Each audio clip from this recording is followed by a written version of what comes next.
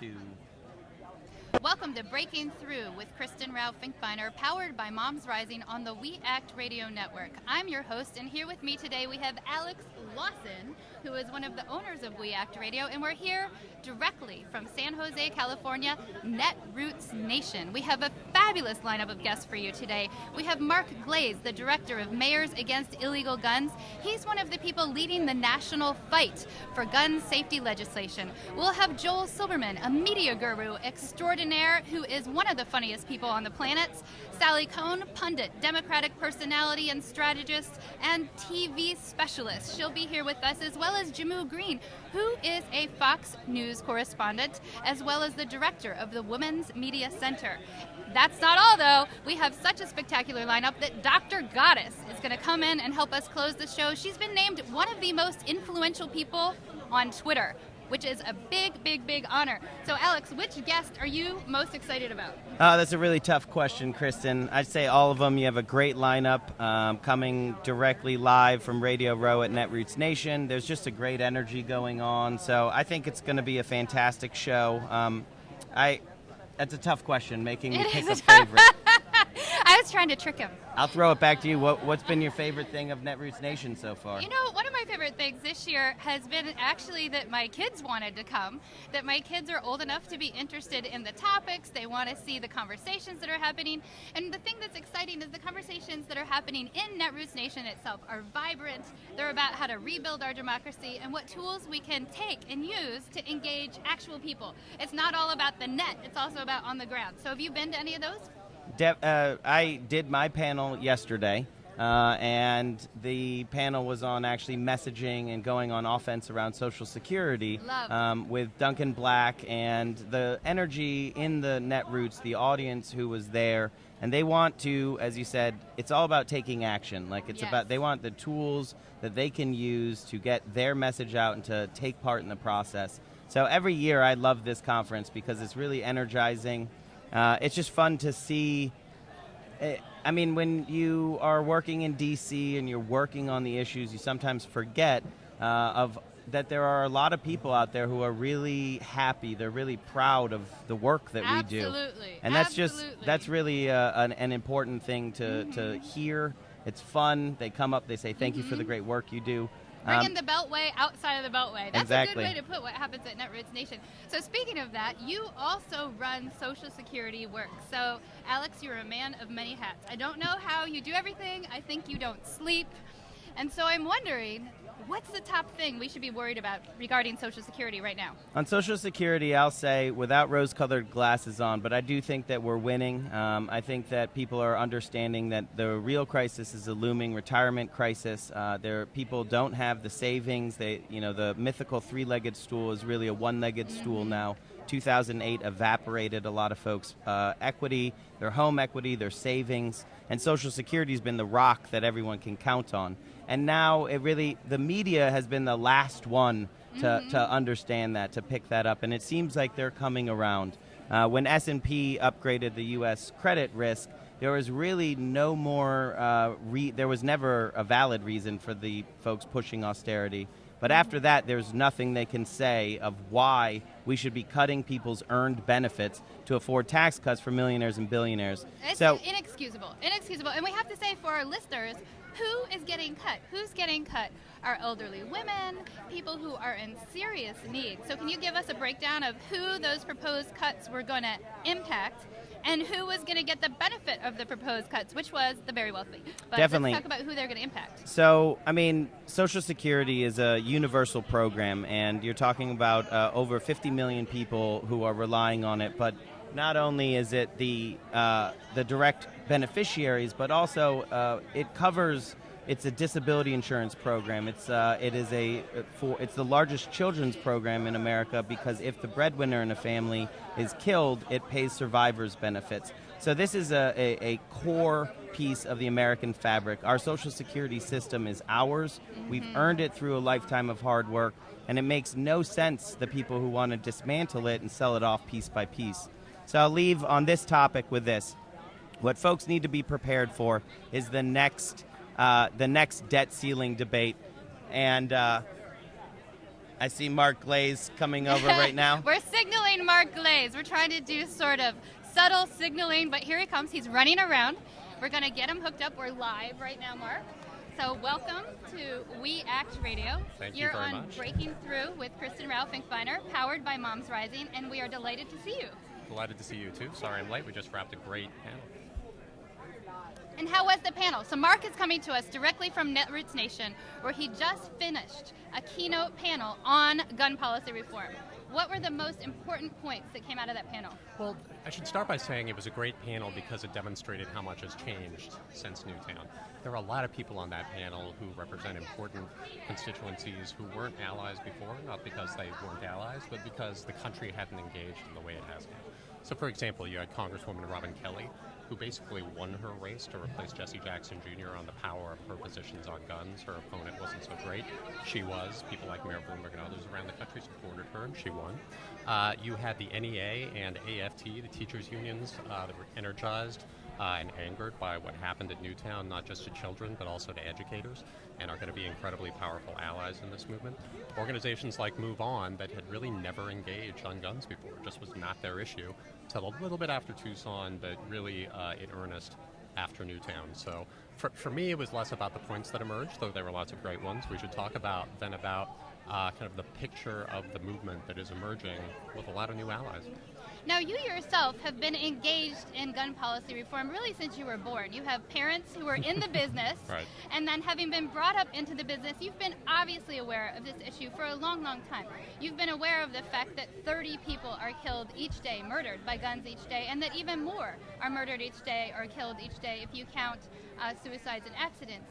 And so we had the big moment recently on December 14th with the Sandy Hook Elementary School tragedy, which engaged a lot of people. But then there's the continuing need to push and for people to really recognize, as many people like you have recognized, that this isn't just a Sandy Hook tragedy. This is a national tragedy that's happening every day. And how is that translation coming through between here's this one moment, Sandy Hook, but actually we have a Sandy Hook tragedy happening every day in this nation if you add it all up? That's right. I mean, the largest mass shooting by a single gunman in the United States history was Virginia Tech. 32 people, 33 if you count the gunman who turned the gun on himself. 33 Americans are murdered every day in this country with guns. And until now, nobody has paid attention. Now I think they will. But here are a few realities that I think members of Congress need to be treated to, and, not to put too fine a point on it, put in their face every single day. And that's that, this is not just an urban problem. It's not just a rural problem. It's a problem that affects every part of the country in different ways. For example, one of the quirks of this issue, as you look at the past mass shootings that have happened while I've had this job, and there have been a lot of them, and ones that came before, Tucson, Newtown, Aurora, Virginia Tech, Columbine, there's a sameness to those that is both interesting but also distorts the real nature of the problem. Those are all deeply troubled white kids in largely white enclaves shooting other white kids, people in white movie theaters. That is both a tragedy and points to kind of the bigger problems with gun regulation, with the mental health system.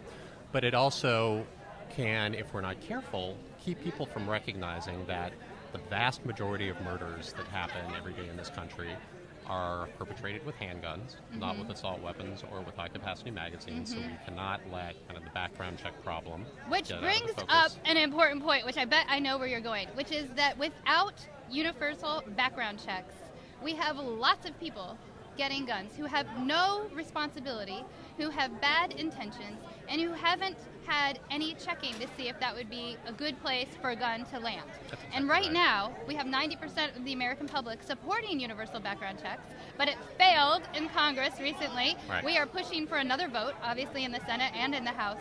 But what do you think it's going to take to get universal background checks? I think most people don't know that the vast majority of guns, is that right, are sold without background checks. Is that correct? How many guns are sold without background checks? Probably not a majority, which is a good thing. About 60% of guns, and it's hard to know because the NRA doesn't let the government keep very good statistics on this stuff, but as many as 40% of guns that are transferred in the United States in any given year are not subject. 40%? 40% are And not. how many is that?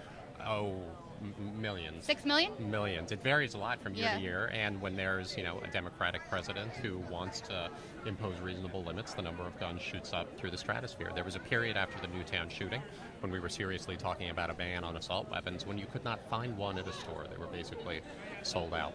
But, the truth is, we know that closing this loophole and making sure everybody gets a background check works because a Yes. number of states have done it. It's now up to 15 or 16, depending on how you count. We know that in states that require background checks, no matter where you buy the gun or who you buy it from, it takes about 2 minutes. They have about 40 to 50% fewer suicides that are committed with guns, while the number remains Let's static. underscore that. You said that really quickly. Now I think you should say it again slowly. In About- states where there's universal background checks, About 40 to 50% fewer suicides where gun is the instrument. absolutely important. We're going to take a quick break, but stick around. We'll be right back. You're watching Breaking Through with Kristin Rowe-Finkbeiner, powered by MomsRising on the We Act Radio Network. Take that guy, Ron. I couldn't hear you. So sorry I'm late. Oh, It's you couldn't okay. hear me in your ear? Oh, Yes. no. I was ready. Oh, shoot. It's okay. You- Is it doing? It's fine on Okay. the audio. We just There, actually, now that I think about it. I I can hear know. you, but I It's couldn't really hear you. hard to talk when you. so, Kristin, the background noise is a little bit much. So try to do So this. eat the mic? Yeah, try to do this more when you're talking to the okay. side. Should I Okay. do the same, or you? You're pretty good, but try just don't do this. Okay. This one is hard. Okay. But I'm this, scooting towards you, Alex. yeah. And All right. and we're adjusting the volumes, and it should Oh, work. thank you. But that's why. You're our first. Oh, well, Alex and I were vamping before you came on. I'm but sorry. I could hear Alex, and then you came on. I'm like, I can't hear him. Where are you based? Seattle. I In saw Seattle. you speak.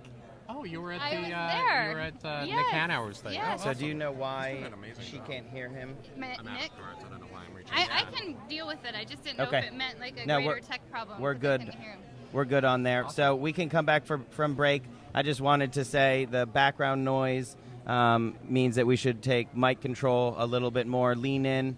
Okay. You're, as long as you don't turn your head because of the bass is good. Kristin, you should lean in a little bit more. Okay.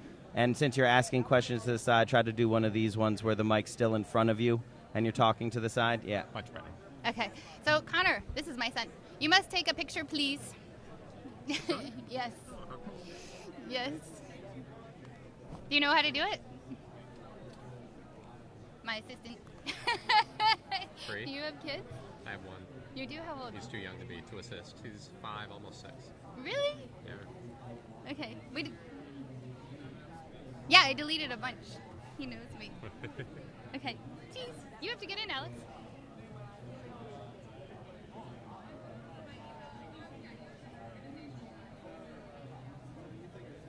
Thank you. Thanks, bud. So let's come back from break in 3 seconds. Okay. 2, 1. Welcome back to Breaking Through with Kristin Rowe-Finkbeiner, powered by MomsRising. We are on the We Act Radio Network, and we're coming to you live directly from Netroots Nation. We have with us some fabulous guests. We have Alex Lawson, who is owner of We Act Radio, also director of Social Security Works, and we have Mark Glaze, director of Mayors Against Illegal Guns. He is leading the movement to change our gun policy so that we have responsible gun policy in the United States of America, so that lives are protected, and so that our children can go to school, can go to the movies, can go to the mall, and they can be safe and not fearful of being harmed. Welcome, Mark. I almost called you Glaze. I feel that you should actually be called Glaze. To That's distinguish kind me of from like all the other a Marks out there. superhero name, right? Like, I think that, you know, I've been when told you... it sounds like Mark Glaze sounds like a political candidate name. A political candidate, but actually, if you just went by your last name, that would be good. You could get a cape, and it could have a G on the front. You may call Glaze. me whatever you like. I'm Now- at your service. Now, tell us about growing up and how you got engaged and involved in this fight. Yeah, so I tell this story all the time on the advice of pollsters and counsel. We want to hear it again. Yeah, my dad was actually a small businessman who bought a little resort in the mountains of Colorado at about 8,000 feet. This included a little store, gas station, cabins for hunters and for folks who came to ski in the winter, and he sold guns out of a glass case, and as a result was a federally licensed gun dealer. So I grew up with selling guns, selling knives, selling hunting and fishing licenses, and going out and shooting guns on the weekend with my dad and his uncles. So are you a good shot? I'm a decent shot. I haven't done it in a while. I'm a pretty good shot. I never had any formal training, though I think my dad actually came close to being formal training. He loved his guns, still does. My grandfather taught me to shoot. Oh, yeah? I'm left-handed. Oh. And so this is a problem because it meant that on the guns that he taught me Right. to shoot on, the shells would fly across my face, which Right. is, a big deterrent to actually wanting to do any kind of long-term. Well, your face seems to have escaped unscathed. But, Barely. right. But it was part of the reason I took the job, and that's that. I realized, as a lot of people who belong to quote-unquote groups realize, that there are a lot of assumptions that opinion about public issues in that group is monolithic. Yeah. But in the African American community, opinion is not monolithic about the issues of the day, same as even more true maybe in the Hispanic community. Yeah. And the truth is, you get all kinds of gun owners from people who are genuinely afraid that at some point the black helicopters are going to come Yes. down and take your guns. I live in Washington State, Right, home exactly. of the paranoia about the elusive black helicopter, which nobody has ever actually seen. Exactly. I got involved in politics after college when I went to from Colorado, where I was from, to Washington, D.C., and it was kind of the height of the Patriot movement in Yes. places like Colorado and Michigan. That's a small part of the gun rights crew, but there's also lots and lots of reasonable people who just enjoy Absolutely. it, want to hunt, want Yes. to go out and shoot cans, and that's by far the majority. We had Frank Luntz, Republican pollster, do a poll of NRA members and found that 74% of them think that every gun owner ought to get a criminal background check before they get the gun. Yes. 85%, there's 87% of them, agreed with the statement that respect for the Second Amendment goes hand in hand with keeping guns out of the wrong hands.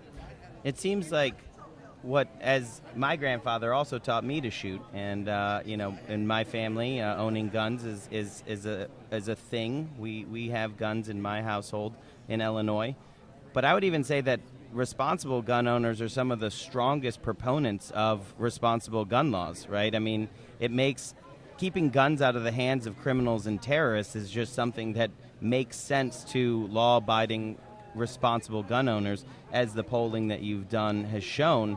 And I think that it really shows that disconnect between the NRA and their, what they're doing, and the membership, who maybe aren't even aware of the policies that they're pushing. I think that's right.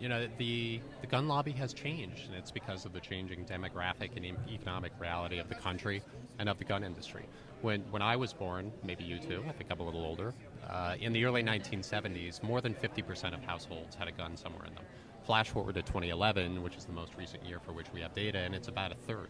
And that trend is going to continue as the country becomes more urban and less rural. And that means that in order to keep selling guns and maintain a profit margin, the industry has to sell more guns and more expensive guns to a smaller and smaller group of people, many of whom just really, really, really like their guns. And so we end up with things like Walmart being one of the top sellers of guns and having many of those guns be semi-automatic weapons coming right. out of Walmart. Some things that have like lots of bells and whistles, they look almost like vamped up squirt guns. They're just sort of, as some people put it, they are for men who are insecure. I don't know about that, but they are more expensive, and these assault rifles can be kitted out with lasers and scopes and collapsible stocks and lots of stuff that costs more money. That's how, in a country in which fewer and fewer households own guns, you maintain a robust profit margin. And it has meant that a larger percentage of the gun buying public is more radical than it was in the past. And one thing that I want to just underscore that you said, we have a lot of members of Moms Rising who are also members of the NRA, who are fed up with the current irresponsible gun policy, who are grandmas who like duck hunting, but who want to protect their grandchildren when they're in schools. So I think the important thing to underscore is that the NRA leadership is out of step with the NRA membership and with the American public, and that together we know that the American public can raise their voices, can have their voices heard in Congress, and can take action. If you go to MomsRising.org, you can sign up to do a delivery to Congress. We have a special delivery coming. We're going to have little kids dressed in cow costumes. We're going to tell Congress, don't be cowed by the gun lobby. Get moving on passing universal background checks on July 9th. Go ahead and sign up with us. We're going to be delivering fabulous things, little items with cows on them to Congress and stuffed cows to Congress. And also, you should go to Mayors Against Illegal Guns. Sign up. fabulous campaigns are going on at Mayors Against Illegal Guns. Check out their website. Check out what they're doing. They're on the cutting edge of responsible gun ownership. Thank you so much for being on with us today, Mark. It was a delight talking with you, and thank you for all that you do to keep my kids and everybody's kids safe. Same to you. Thanks for having me. Thank you. We're going to take a quick break, but stick around because next up we're going to be with our next guest, the one and only Joel Silberman, who is a media guru, a hilarious individual, and an awesome person. So stay tuned to We Act Radio. It's quite an introduction.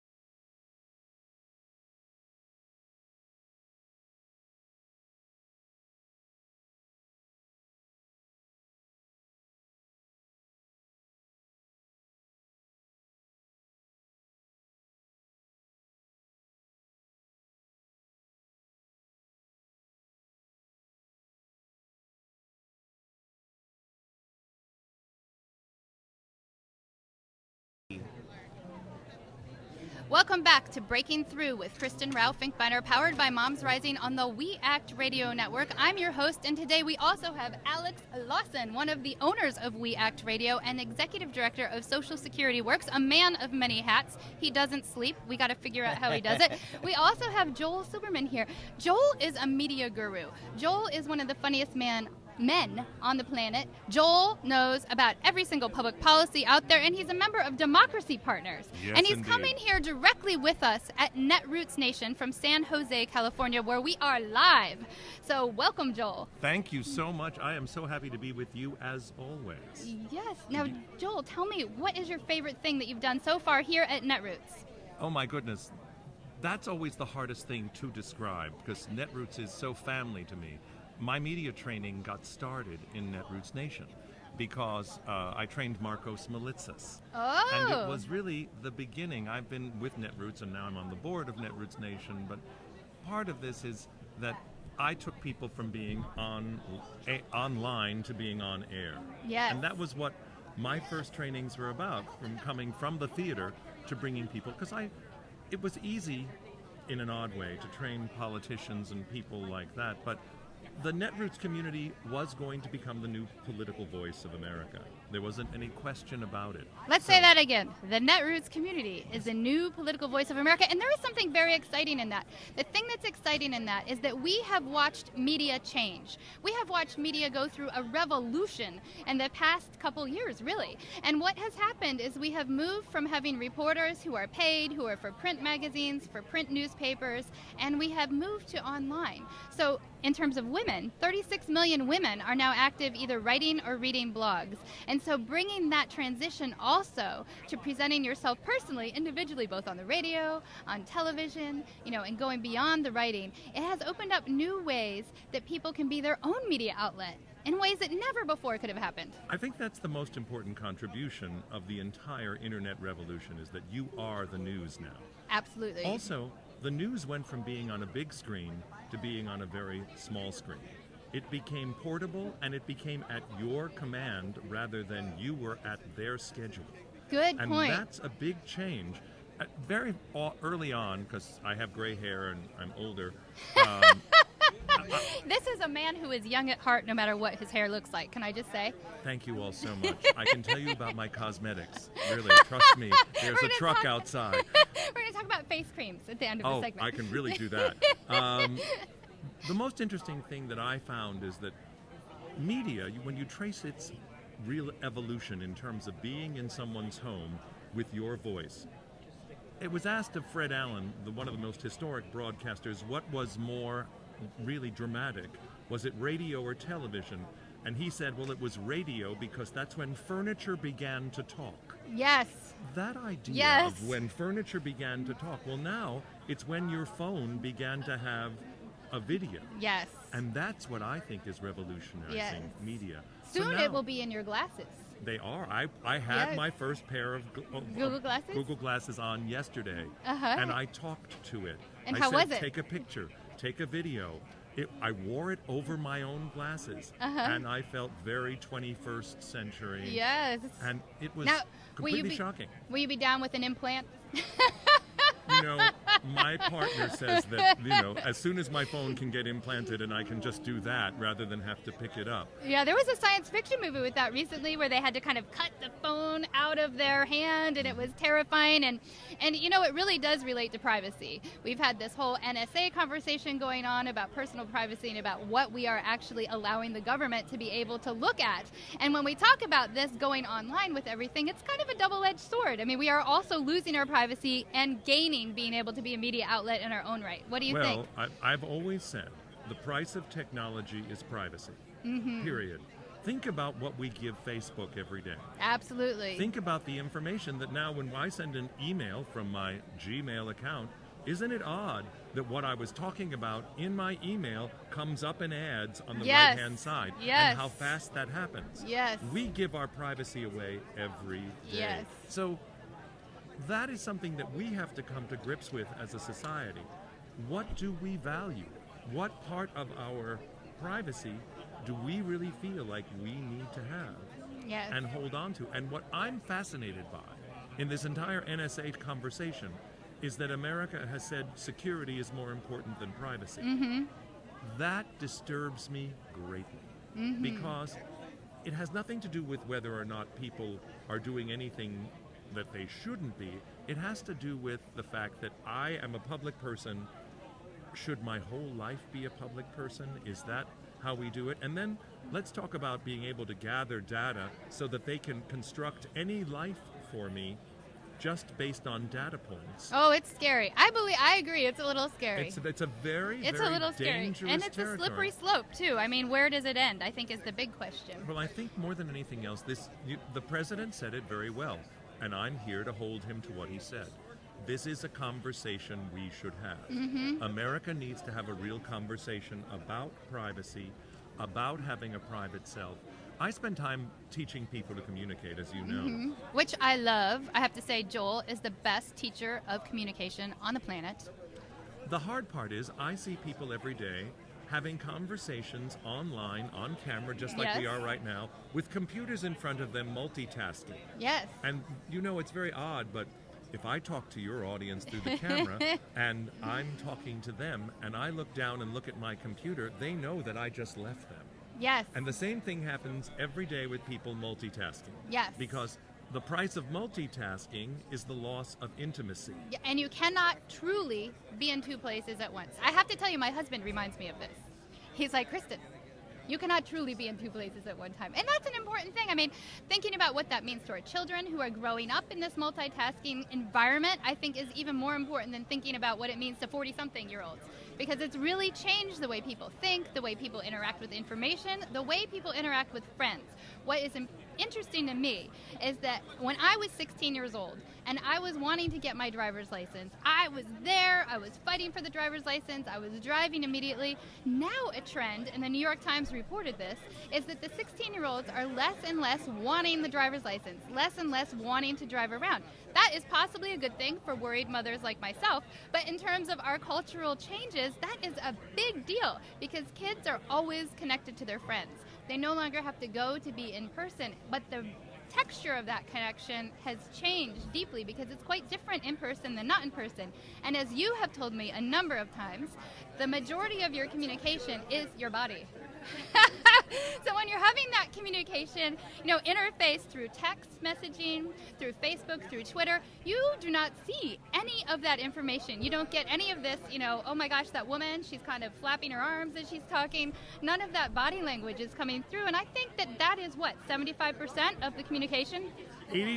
People say that 80% of what people see on television is with their eyes, and 20% of what they hear on television, they hear with their ears. The rest of it, they hear with their eyes. Hearing 80% with your eyes. Right. So, with this Everybody, in mind, close your eyes. I'm kidding. well, if you close your eyes, and I speak to you. I'm one person, but if you see me, I am another. What you're describing is, I think, the biggest conflict of our day. How much intimacy as a society are we willing to lose and replace with instantly being available? My driver's license was my ticket to freedom. I wanted my driver's license because I could get away from home and get to be where I wanted to be.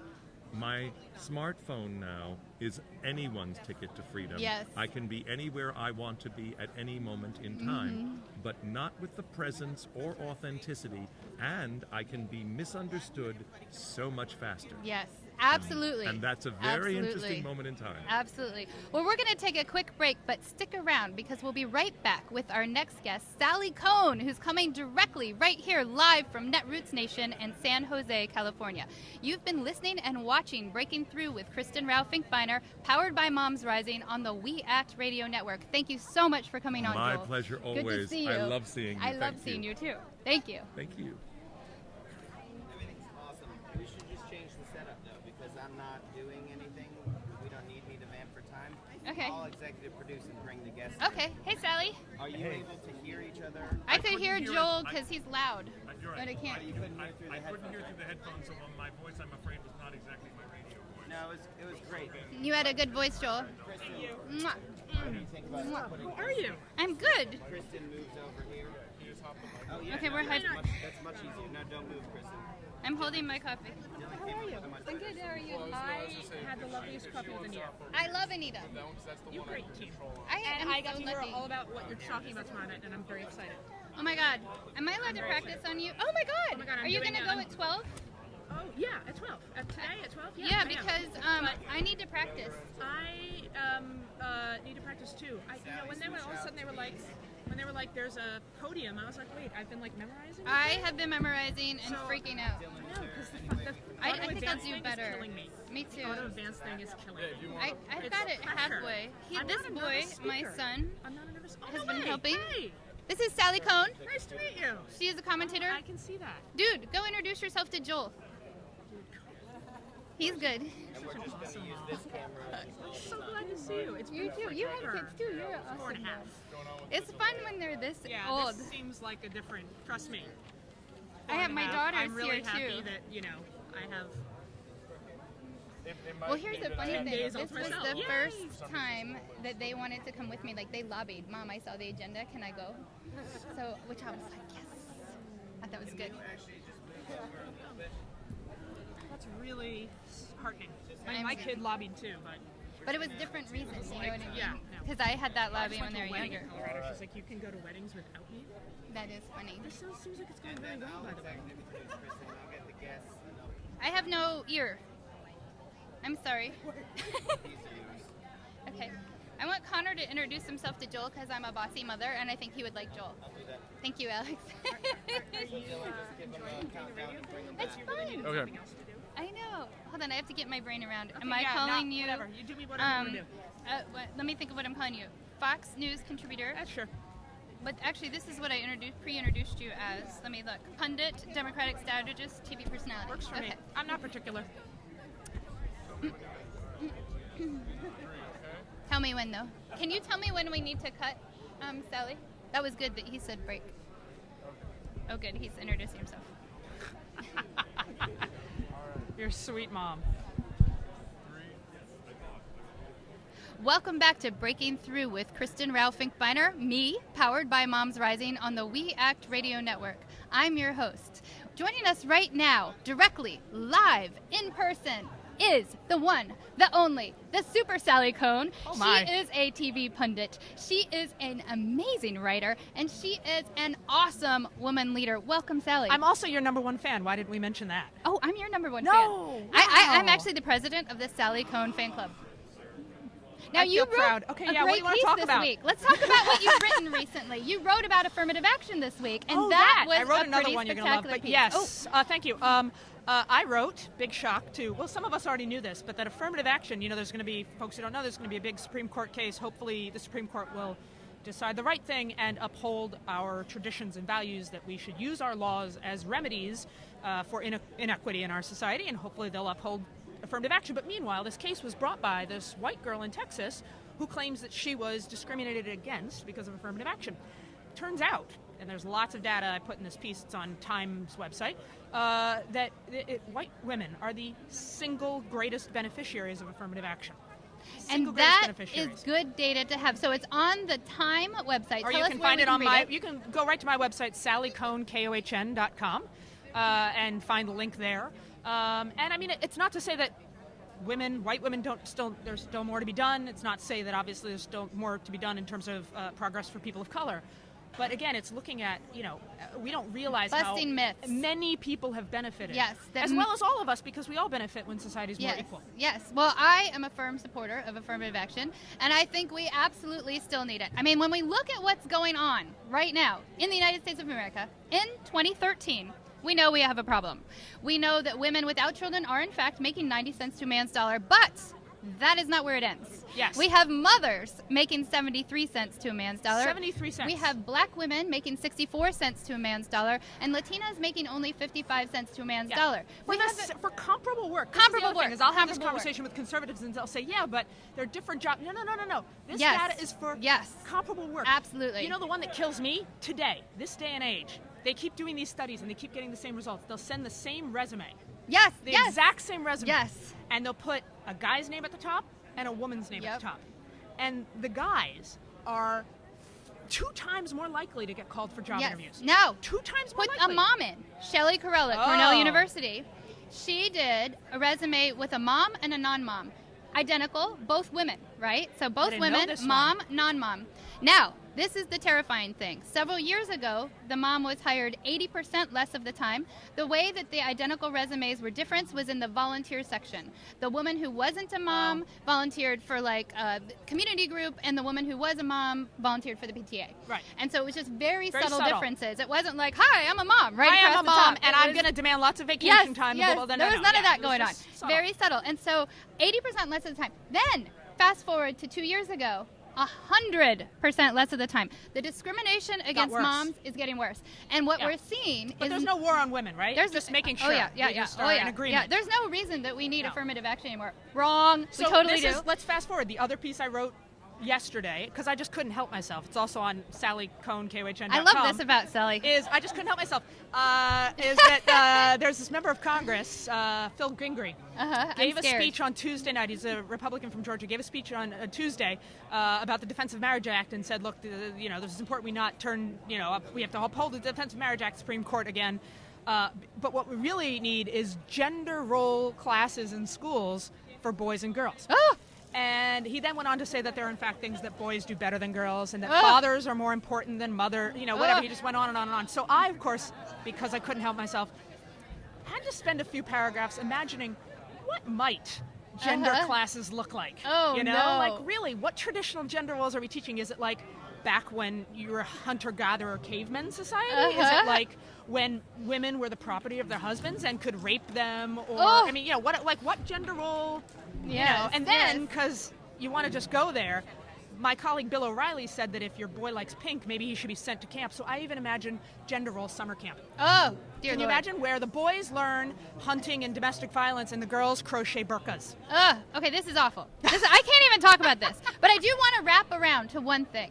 And the one thing is my permanent bee in the bonnet. Oh, and that is... Only one? I have many bees in the bonnet. This is the biggest bee in the bonnet. And that is...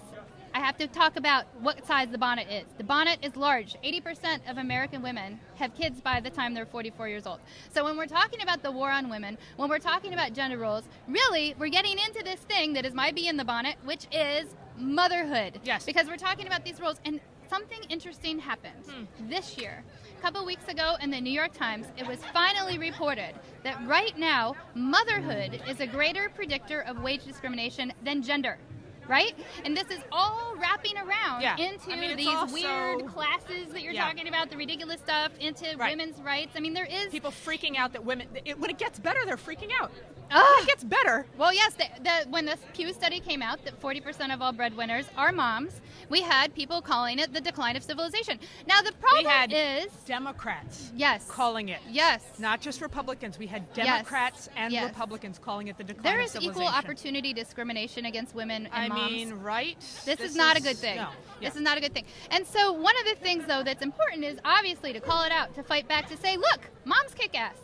Parents are awesome. Yeah. Women are spectacular. And we know that when we look at, for example, studies of hedge funds who made it through the recession, those with women actually made more money. Yes. When we look at a Pepperdine University study of Fortune 500 companies over the past 20 years, all 500 of the Fortune 500 companies, not just one, but Yes. all 500, we found that those with women in power actually made more money. Yes. So this whole idea of moms, of women, bringing down commerce is ridiculous. You know what it reminds me of is the classic Gloria Steinem essay, If Men Could Menstruate.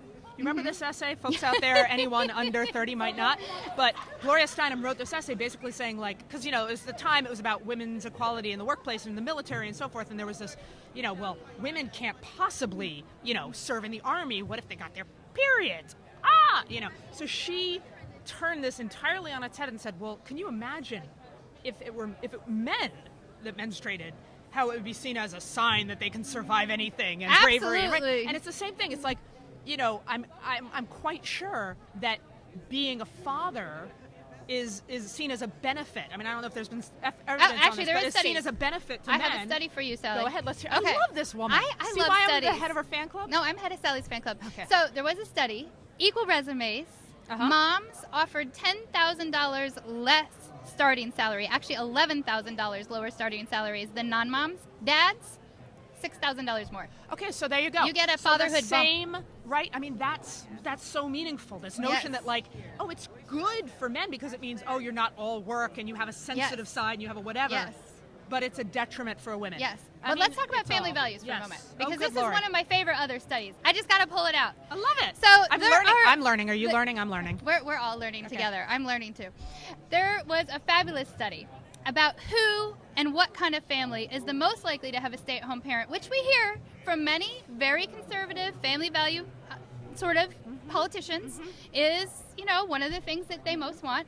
And, I know all parents work, whether in the home or out of the home. That's right. But I found the study that was reported in the New York Times again. They have wonderful They're reports. very good. They That actually still have journalists. was yes. very illuminating. The family that was most likely to have a stay-at-home parent, I'm going to let people guess, it was two men. The family, two dads. Two dads. dads are most likely to have a stay-at-home parent. Two dads. Now, there you go. the middle family was heterosexual couple, and the least likely were two moms. What are we talking about here? Wage gaps. Yes. We're looking at the Wage ability gaps. to That's have the money. difference, Dads right. are That's getting the profound. salary bump. That is a profound Moms point. are getting the salary cut.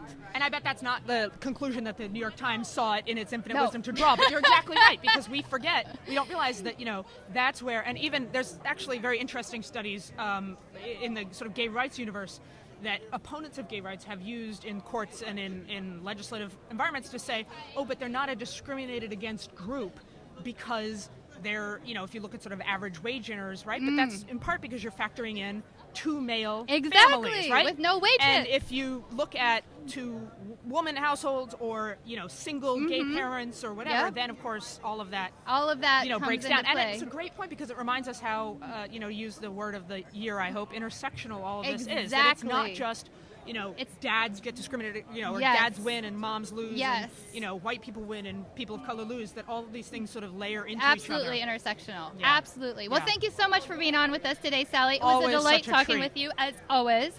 Thank you for being here live from Netroots Nation. We're going to take a quick break, but stick around because we'll be right back with our next guest. You've been listening and watching Breaking Through with Kristin Rowe-Finkbeiner, powered by MomsRising on the We Act Radio Network. We'll be back in just a flash.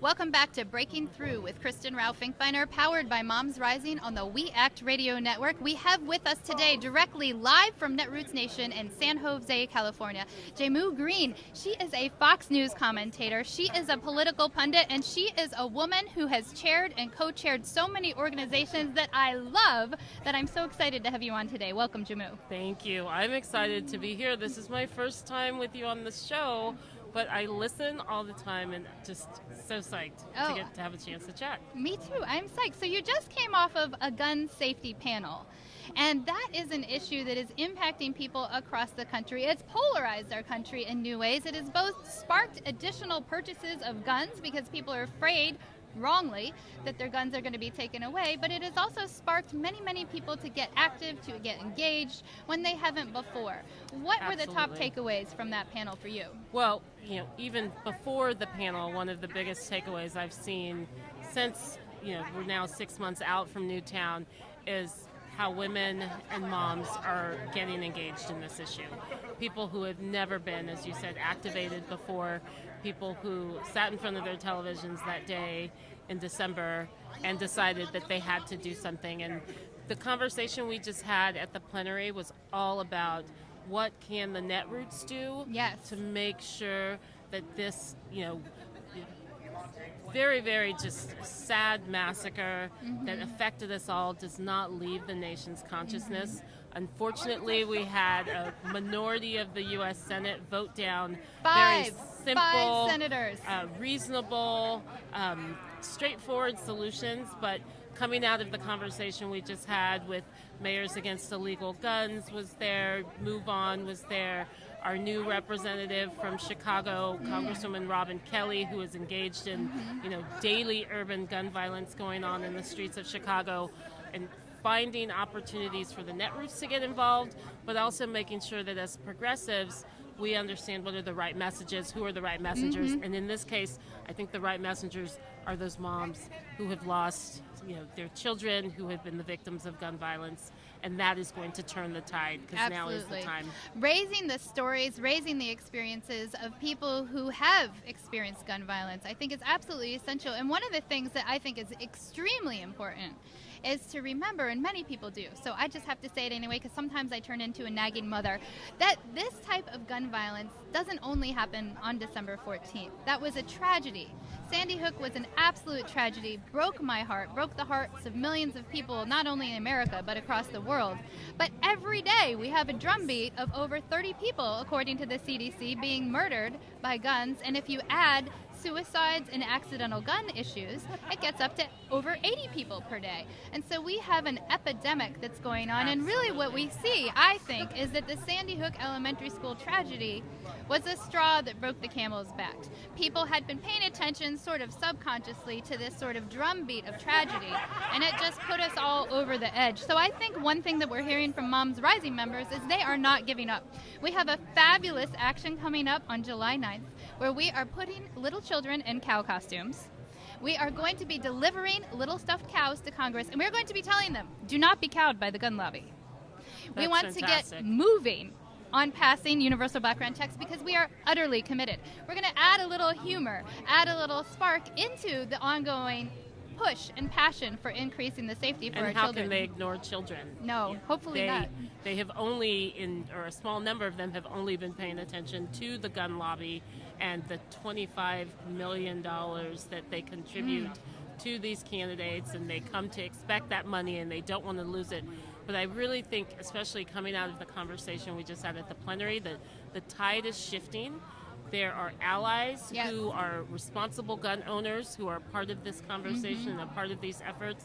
There are, new people who have never been engaged in activism before, and we are seeing, people who are A-rated with the NRA, such as Joe Manchin, Senator Manchin from West Virginia, really be out there on background checks. It's not going to happen tomorrow, and it may not happen initially at the federal level, but there's also some really good stuff happening in the states, in Colorado, in Connecticut, and I think that's the lesson to take for all of us to leave California and make sure the same thing is happening in our Don't communities. give up is a big lesson. Speaking of don't give up, you are a former president of the Women's Media Center, which is an organization near and dear to my heart because there are absolutely not enough women in the media. Thank goodness you're in the media. And Thank goodness you're in the media, and I think the platform, not just that you have here on your show, but that you allow your guests to come on, and the diversity of guests and voices that you have is exactly what needs to happen, and we need more of you. Oh, well, we need more of you. We need more of all of us. So that was actually where I was going. There are less than 20% of media commentators are actually women. Now, you and I both know so many women who are so smart, who are so articulate, who are so spectacular, who do not get enough airtime. What do you think it's going to take, both as a person who has led a nonprofit, Women's Media Center, and as a person who is a media pundit and correspondent? What's it going to take to get more women out there? Well, there are a number of different factors, but I think the most important one is that women, we have to own our expertise. And I can't tell you how many amazing experts and accomplished women that I have met when asked if they would go on TV, if they would do radio, think that they need another credential, they need some other type of experience, they need just a little bit more to be that much better of an expert to give them the credentials. I identify with that feeling, people. But at the same time, we all know those men who will walk into a room and be asked about an issue that they may never have even had a conversation about, and they're like, I slept at a Holiday Inn, so now I'm a rocket scientist. They will raise their hand for anything. And when we already have the expertise and are working on these issues, we need to be the ones who are owning that expertise, raising our hands. Raise our hands. The skills and the training, and there's so many great organizations that help give those tools to women. The Women's Media Center Which is I one have been of them. trained by the Women's Media Center. I was trained as well. I know you just had Sally Cohn on. Yep. She also went through their program. That's the easy stuff. Yeah. It's really stepping into it, Jumping and saying, off the diving board. I can take this on. And I remember my first time that I ever did. Oh, let's hear about it. We have to trade television first interview. times. I was working at the Democratic National Committee. I was running the women's office, and a communications guy comes in and says, "Oh, there's some television station. They want someone. None of the main people want to do it. Nobody watches it. Only be like 5 viewers." And no one wanted to do it. I had no media training. I had no idea, what to expect. The outfits that I wore, houndstooth, very patterned, very. So people who are watching and listening, we are all media trained to wear no patterns because we will look nutty, apparently. And with back patterns. then, 1998, I went into that situation not knowing anything, and you know what? It was okay. Yes. It was okay to repeat the same things over and over because I didn't want to say something that was wrong. Just getting, your foot in the door was so important. Yes. And then years later, as I had to do media for different jobs, and it was a part of, my entire platform, it was easy because in that moment, without knowing anything about media, I had stepped into it. And I had faced that fear. I think a lot of times we need to find ways of actually, when we feel fear about something, to say, okay, there's going to be adrenaline that comes along with it. And This that's fear can be my friend. Yeah, it is your You have friend. to make friends with It it. is your friend. My mom is the one who taught me this. Actually, my mom, a wonderful woman, hilarious, and one of the first times that it really became clear that she was teaching me this had nothing to do with the media, of course, had everything to do with skiing. She brought me to the top of the hardest ski slope on the planet, and she was like, okay, honey, you can go down. I was like, I can't go down. She was like, you can go down. I was like, I can't do it. And we had this long argument, and of course, I made it down. And so throughout my life, in many, many different ways, she has always taught me, it's okay to go to the top of the high dive. It's okay to jump off. You may do a belly flop. It may hurt and it may knock your breath out of you for a little while, but you will eventually rise to the surface and you can try again. And I think one of the hardest things for me, just starting doing this show, was that high dive. That feeling like, oh, this might hurt.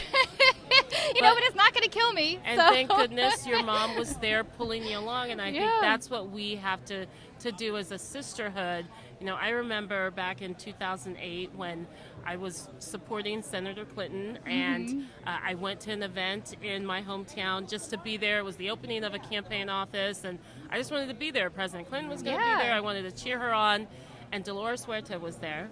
She was a part of the speaking group. She had spoken already. She saw me. I had done some work with her when I was at Rock the Vote, and she turned to me and said, "Are you speaking?" And I was like, "No, I'm just here to support." And she was like, "No, you're not. You are speaking." Good for her. Dragged me up on that stage, and lo and behold, I made remarks that I, had no idea I was going to do at the time. But President Clinton was right behind me as the speaker and heard what I said.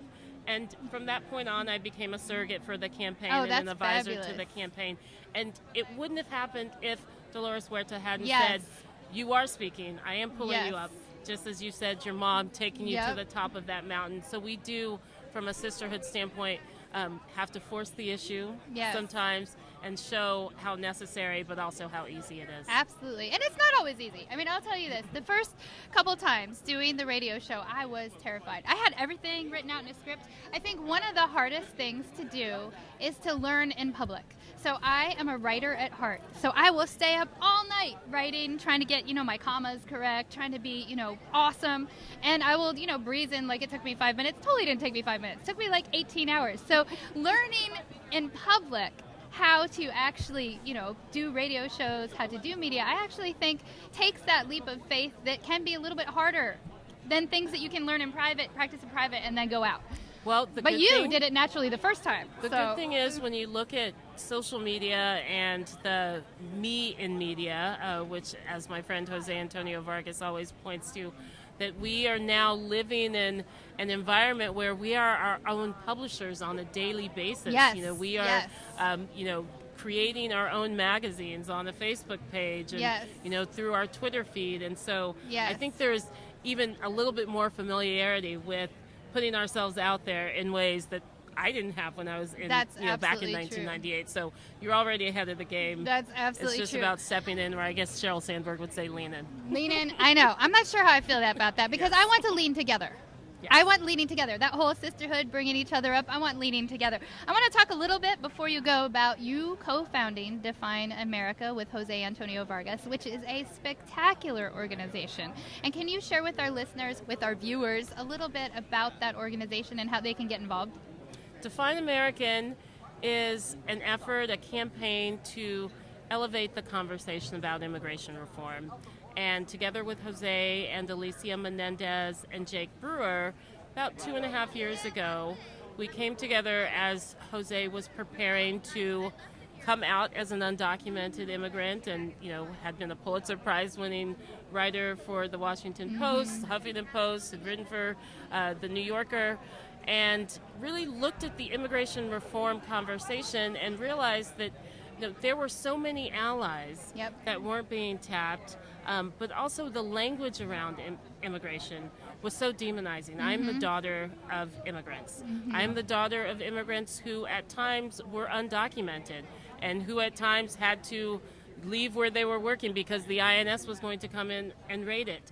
And we all have an immigration story, and in how things had become so polarized, those immigration stories had been suppressed. Absolutely. And that connection as Americans we all have to immigrants, had been forgotten. And when you demonize immigrants and, call them illegal in any way, whether it's an illegal alien or an illegal immigrant, no human being is illegal. And so it is so great. And far too many human rights abuses have been happening in the name of immigration enforcement in our very own country. Yes. I mean, and it's part of that, dehumanizing people through language, through policy. And so I'm very excited that you are working on this. Language is so important. What is great since the founding is that we've seen that the Los Angeles Times, USA Today, AP, San Francisco Chronicle have all now changed how they refer to immigrants in this country and have broadened out from illegal immigration. So that's the power we all have to very much change the world. One of the things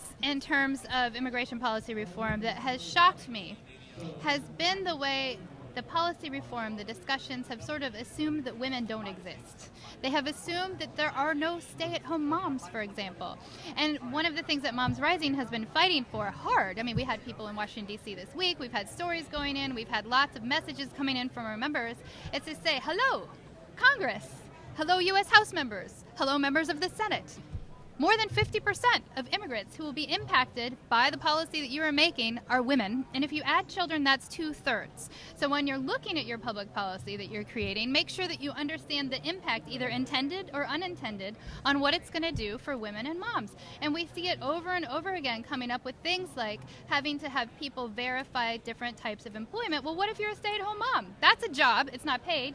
Things like what's happening with unremunerated labor, with domestic labor, with all kinds of different labor that does not have sort of a standard male pathway in terms of paycheck stubs. And so all of that has been a big moment for MomsRising to stand up and say, we are talking about women and children here, not just some type of different, the policy has been missing women. And do you see that happening too? Absolutely. I think the key component in this, that it is women and children. When you think about moving your entire family to a foreign land, why do you do that? Because as a mother, yes, you want better opportunities for your absolutely, child. You want better opportunities for them to accomplish maybe what you weren't able to accomplish. And that's a very, very serious yes, decision to make. And mothers do it because, as mothers do most things, out of the love and protection exactly, of their children. So they are the most critical voices, I absolutely, think, in the immigration and debate. And with Congress and the being gang of 8, yeah, all men. All men. We're going to change that. Yes, yes. But the point I think that's important is that because Congress is only 18% women, because the Gang of 8 are all men, we have seen over and over again women's perspectives, women's contributions, massive contributions being missing in the actual policy. But this is a moment not just of being upset, it's also a moment of opportunity. I've seen in this case women being able to have a bigger impact than usually ever before, and in most other situations, just because being able to say, hello, we are here, has had people change the way they're looking at public policy. Now we can have a whole nother conversation about how women got missed in the first place and how Congress forgot that women are involved, which just, defies logic. Or, I mean, on the flip side, how they get involved with women in the areas that they want to mess with, that they have no business messing yes, with. yes. Planned Parenthood just came out with that yes, great campaign, Gynotician, yes, that yes, these politicians think they have some type of medical degree. It's like, oh, that was horrible. one hand they leave us out, and then on the other hand, when it comes to women's health, Yes, they want to be all up in our business, which is exactly, why we have to change that 18% number. yes. I feel good that we are finally at a place where we have the infrastructure to move the women into the pipeline, to train them. But what really now needs to happen is you need to do it, and I know you do it all the You time, need to and we run. all need to say to every woman that we respect and know has a contribution to make, that she should run, and when she runs, that we will not only vote for her, but we will give her resources, we'll give her money, Exactly. that will volunteer for her campaign, we'll introduce her to our networks. And so I try to do that as much as possible on a daily and weekly basis. Well, I'm voting for Jammu Green for president or for Congress. Tell us when you announce your candidacy. I just have to get back to Texas. We're going to take a quick break, but stick around because we'll be right back with our next guest. Thank you, Jammu, for being on. Thank you, Kristin. And thank you for all you do. To Breaking Through with Kristin Rowe-Finkbeiner, powered by MomsRising on the We Act Radio Network. We'll be back in a quick flash.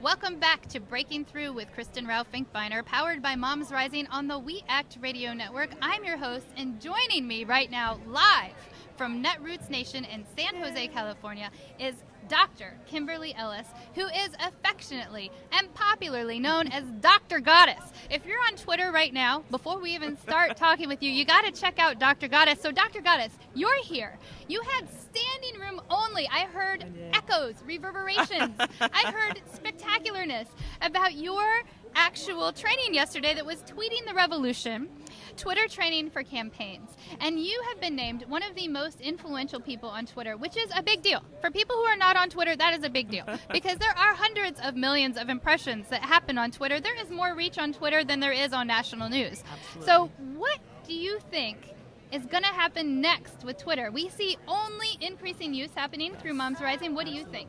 Well, certainly. I mean, even in the last year's time, Twitter has increased its users by over 200 million more persons. The increase in usage is definitely going to happen. And as you see with Vine, more and more startups are going to create more and more apps for Twitter because Twitter has become central to our usage, central to the way we search for information, central to the way we engage with one another in social media. It's still the popular medium, and we're going to see more and more and more usage and extended apps from Twitter. I think it's really just blown the doors off communication. At Moms Rising, we had a Food Friday, which is we have regular tweet chats. Yes. A couple weeks ago with John Legend on and a number of other luminaries. It had 190 million impressions. Oh my goodness. That's that is what I outstanding. said. Now, I don't want to tell anybody about this. So listeners, don't tell anybody because we may never be able to do that again. Mm-hmm. We don't want to set the bar too high. But the point here is the actual potential for educational reach Yes. is so much bigger than most people realize. Absolutely. Are you seeing that too? Yes, because if you first of all, MomsRising.org does an excellent job with integrating various modes of social media. So one of the outcomes that you see on Twitter is having those millions of impressions, and partly because you promote on Facebook, on your blog, on the radio, and we see that integrated interaction. When it comes to Twitter in particular, people love hashtags. I always say that hashtags build community, and that's what Moms Rising does with Food Fridays, with any tweet chat that you have. You're building community, you're building your audience. And here's the thing. As activists, as organizers, we don't have the same amount of resources. We can't do mainstream ads, right? So social media becomes, it's a leveling of the playing field. And think about it. We could not have passed out 100 and something million flyers to different people on the streets, right? We've been able to maximize our efforts with minimal resources, and that has been one of the greatest aspects of social media in general and Twitter in particular. Absolutely, absolutely. Couldn't agree with you more. I want to talk about hashtags. Yes. Now, I'm slightly hungry, so it made me think a little bit of hash browns right now. But a lot of people are confused about them, and they're kind of a magic door. I think of them as like a speakeasy. You have a perfect knock on the door, and then they let you in. But a lot of people are confused by them, and of course, they just came out on Facebook, too, which I did a standing ovation about. But still, people, we have increasing questions. What the heck are hashtags? What does it mean? Can you share with our listeners hashtags? Sure. I mean, a hashtag is the pound sign and whatever characters come after it. So that's on a very basic level. That's what a hashtag is. So, for example, we're here at Netroots Nation, and the hashtag for Netroots Nation is #NN13, which stands for Netroots Nation 2013. So we don't know all the thousands of persons who are here at Netroots, right? But if I click on the hashtag, I can find great commentary. I can find people who are writing excellent notes on Twitter, and I can say, oh, that person looks really smart, or hey, that was very funny, and I can start following that person. We build community through hashtags because it's a way for us to centralize our focus and for us to say, hey, I want to meet you too, or wow, you have the same interests as me. What I love about hashtags also is that it democratizes the space. A hashtag is not a closed room. It's not a closed door. You can't keep someone out of a hashtag, unfortunately, when it comes to dealing with trolls. But at the same time, it's an open door policy, and anyone can come in. It's democracy at work, and I love it. I love it too. And one of the things for people who still don't get hashtags and are thinking of hash browns because they're also hungry is it's sort of like, you can think of it like a Google search engine into a conversation. Yes. Yes, absolutely. So it's sort of like you search, you find the hashtags, and when you go on Twitter, you can see the trending hashtags on the left side. Yes. And then you can kind of join those trending conversations. And you can make trends. So that's the other thing, is that you can make the news. Yes. When you have a tweet chat or you have something that you want to focus on, if there's a name, if there's a Moms Rising campaign, anything that you want, you can help make it a trend. Even if it's not nationally, you can make a trend in your community, you can make a trend locally, in your city, your state, your region. Make it happen. Use Twitter and tweet the revolution. I love the Tweet the Revolution. That is my favorite. And in terms of tweeting the revolution, the other thing I think that's important is that we can say things that the actual traditional media hears. You know, it's not just about making our own media, being our own media outlet, Yes. but there's a lot of media, a lot of reporters who are following hashtags, They who are listen to looking Twitter. for the trends, who are listening to Twitter, who Absolutely. are finding the news first. A lot of moments lately, news has broken first And on Twitter is a power disruptor, right? We are disrupting the corporate conversations that are being had. We're disrupting the payola on radio and saying, hey, this is what the people find important. It's Yes. actually not your standard rotation. We want to disrupt that standard rotation, and Twitter is an excellent source for that. I love it. I love it. I love it. And we've had many, many times when reporters have called us because of what's on Twitter, Absolutely. which is perfect and And powerful. Chris, I learned that I was in Pittsburgh, and when I started to use Twitter, it's because the G20 had come to town, and I was out in the streets just like watching essentially the chaos. I was twit picking what the police were doing, and it became local news and then of course national news. And I realized that those of us who were on the ground and actually tweeting the revolution, we were the ones that were being used as the primary sources even for mainstream media. So I it's love amazing. It. I love it. It is a revolution. Yes. Well, thank you so much for being on with us, Dr. Goddess. For listeners, for viewers out there, go to Twitter right now. Yes. Follow Dr. Goddess. She is brilliant. She is smart. She has the inside Thank scoop. you. And you've been listening to Moms Rising Radio, to Breaking Through with Kristin Rowe-Finkbeiner on the We Act Radio Network. We are going to wrap this show up. We are done right now, right here at Netroots Nation. For now, there will be other shows coming on the We Act Radio Network, direct live from Netroots Nation in San Jose, California. Tune in next week as we come back tackling the top topics facing our nation. Thank you.